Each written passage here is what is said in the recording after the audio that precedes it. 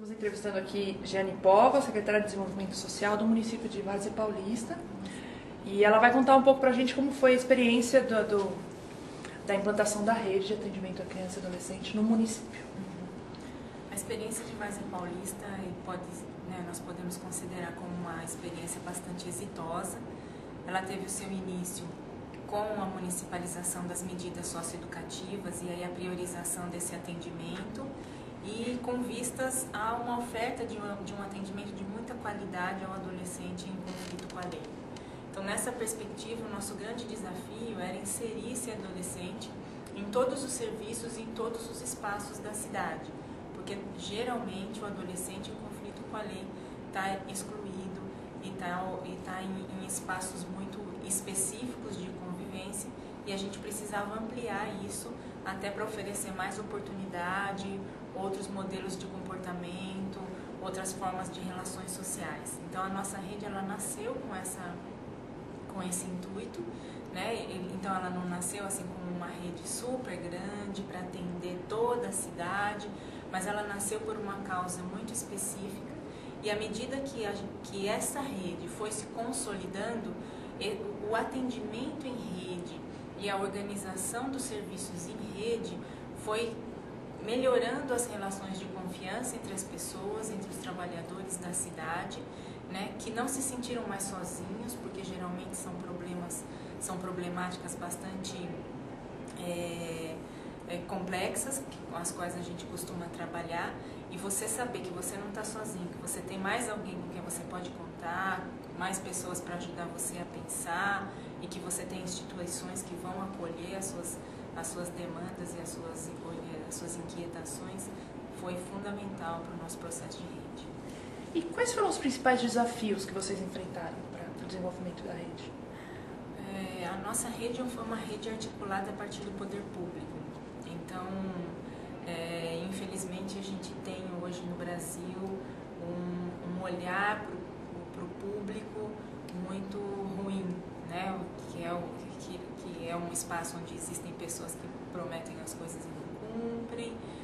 O olhar do senso comum, né, vê isso, que ali tem gente que promete coisas e não vai cumprir, que as pessoas estão no poder público ou na gestão das políticas públicas porque têm interesses pessoais, enfim, então assim, restabelecer isso, em Várzea Paulista isso não é diferente, né?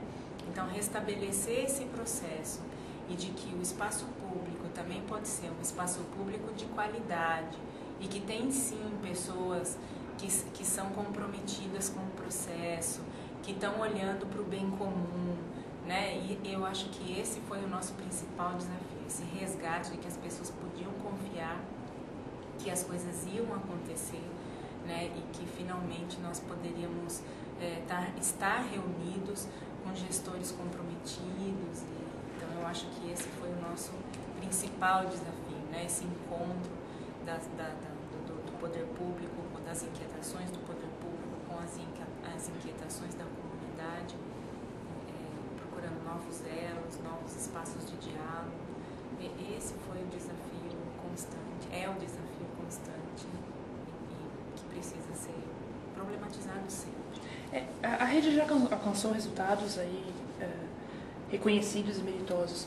A pergunta é qual que é o próximo passo agora? O que vocês têm de perspectiva para os próximos anos, para o desenvolvimento da rede?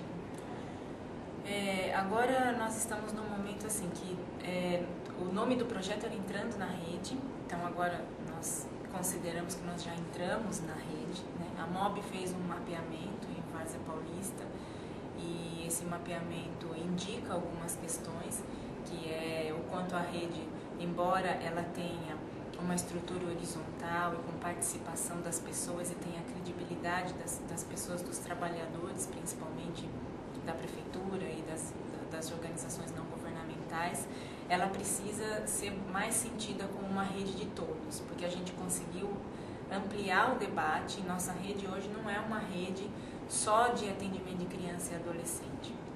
Ela nasceu com esse foco, mas as próprias pessoas da rede começaram a adotar essa... Eu costumo dizer que para nós hoje a rede virou uma metodologia de trabalho, né? O trabalho em rede é o nosso grande eixo principal. E nós temos dialogado muito nessa perspectiva de que precisamos ter uma rede de todos e que seja sustentável e que se mantenha mesmo com alta rotatividade, porque a rede é um espaço dinâmico e assim como na vida, a rede repete as coisas da vida. Então ela tem pessoas com participações diferentes, tem gente que entra, tem gente que sai, tem gente que entra mais compromissada, tem gente que entra mais ou menos para ver como vou lá para ver se esse negócio funciona mesmo. Então ela repete a vida e nesse sentido ela é muito dinâmica. Então o que a gente tem pensado é dialogar, né, tanto do ponto de vista mais institucional, porque em Várzea Paulista, pelas características da cidade, ela é uma cidade onde o poder público não conta muito com a rede da sociedade civil. Nós temos só 5 entidades. Então eu acho que o caminho as políticas públicas têm que se fortalecer mesmo, enfim. Então a gente tem discutido muito qual que é a nossa estratégia de cuidado, né, das pessoas da nossa cidade, e precisamos avançar no conceito de criança, da proteção para crianças e adolescentes, mas da proteção para as famílias. Então, qual que é a nossa estratégia de proteção para as famílias? E a gente tem discutido muito que essa estratégia é o trabalho em rede.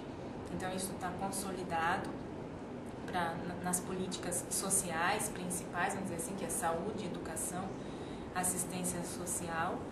E os nossos próximos passos agora, nesse momento, a nossa rede está levantando as principais vulnerabilidades dos territórios, porque o ano passado nós já fizemos o levantamento das potencialidades e tudo mais, e vai até o final do mês de julho organizar um planejamento da rede.